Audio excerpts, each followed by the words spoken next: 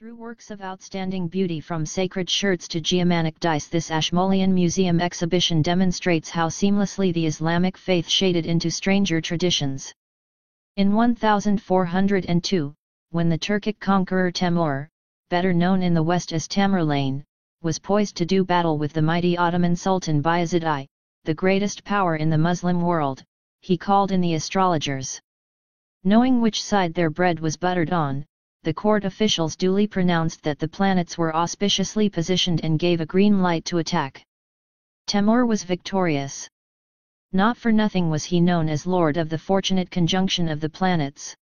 Half a century later, in 1453, Bayezid's great-grandson Mehmet II stood at the gates of Constantinople.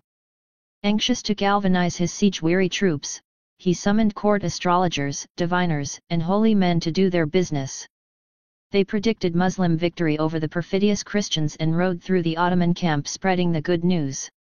On May 29, the city that had resisted so many sieges finally fell and the Byzantine Empire breathed its last.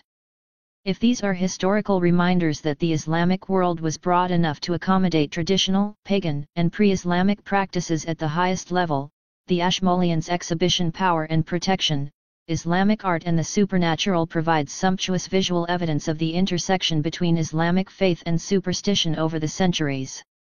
Here are the miniature and the monumental, richly decorated Qurans and finely wrought geomantic tablets and dice, astrolabes, magico-medicinal bowls, seals and scrolls, gemstones, and jewelry, each artifact charged with religious and supernatural power.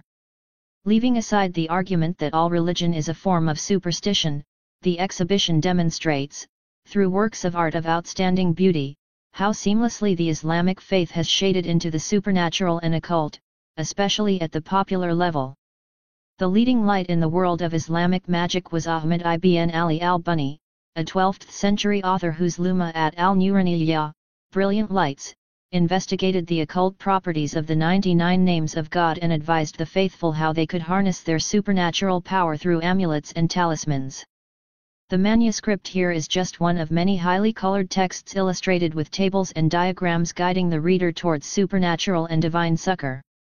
As Christian Gruber, a professor of Islamic art, explains in one of several compelling essays in the show's catalog, amulets and talismans were frowned upon as a continuation of the pagan Arab tradition of wearing a stone on a cord around the neck to protect the wearer from evil, but the addition of Quranic verses and Islamic prayers on the objects rendered the practice more acceptable. In time it became completely commonplace for many Muslims, from royals to ordinary men and women. It is worth noting that two of the supporters of this exhibition are Qadari and Malaysian royals. Talking of talismans, those with a keen sartorial interest will gravitate towards the extraordinary talismanic shirt, every square inch of which is superbly decorated with Quranic quotes, sacred invocations, holy names, squares and symbols.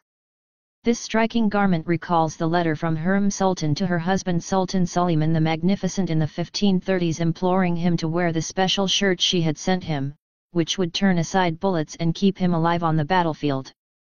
Perhaps it worked. Suleiman proved to be the longest reigning Ottoman Sultan of all, subduing much of the Middle East and North Africa and taking his fearsome armies as far west as the gates of Vienna. You get your divine assistance where you can. In their consistent interest in astrology, Muslims are no different from those of other faiths. Abu Mashar al-Baqi explored the zodiac in his Kitab al-Mawalid, or Book of Nativities, of which a fragmentary chapter about people born in the third decade of the sign of Taurus, probably from late 14th century Baghdad, features here alongside Musli al-Din al-Sururi's Wonders of Creation with its charming illustration of the phases of the moon. Power and Protection, as the title of the exhibition suggests, were completely central to the fusion of the Islamic with the supernatural, and found their ultimate martial expression in coats of armor, swords, sabers, and standards. One of the most striking exhibits is the 17th century banner from India, a whopping triangle of cotton inscribed in colored inks that measures almost 3.5 meters long. The border consists of 16 verses from chapter 48 of the Quran, the famous Surat al-Fath, the victory, in which Muslims are assured of God's support for those fighting in His cause. Away from the battlefield, Islam and the supernatural frequently met and still meet today in the use of sacred words and phrases to cure the unwell, offering users a powerful reminder of the value traditionally attributed by Islam to sustained supplication and remembrance of God, according to Francesca Leone, the exhibition's curator. Islamic calligraphy is an art in its own right. A particularly beautiful example is the gilt copper finial of a falcon formed from the words of a classical Shia prayer calling on Ali in times of distress. Anyone who thinks that, however artfully elaborated and embellished, all this is medieval mumbo-jumbo long since consigned to history, should pay a visit to Istanbul's shrine of Ayup, an early hero from one of the 7th century sieges of Constantinople. Here, among other delights, they will find enthusiastic vendors offering everything from blue beads to ward off the evil eye to fridge magnets offering one-stop shop talismanic protection with representations of the Prophet's seal of prophethood, the 7 sleepers of Ephesus and their dog Khitmir, and 35 bismillahs fanning out from the name of God for good measure. One of the most popular symbols of protection, for Buddhists, Christians, Jews, Muslims, and others, is the human hand. Perhaps its most recognizable form in the Islamic world is the hand of Fatima, a classic symbol to ward off evil influences seen in exquisite jewelry, prosaic door knockers, and tourist tat from Morocco to Malaysia. Few come as extravagant or as colorful as the late 18th or early 19th century finials from India made of gold on a lac core, riotously decorated with rubies, emeralds, diamonds, and pearls. Goldfinger doesn't even come close. Shia Muslims also mark the hand as a poignant reminder of the severed limbs of Abbas, half-brother of Hussein, who was slaughtered at the fateful Battle of Karbala in 680, a conflict that did so much to divide the Islamic world into Sunni and Shia, and which still resonates bloodily across the Middle East 14 centuries later. Power and protection raises another important and controversial point.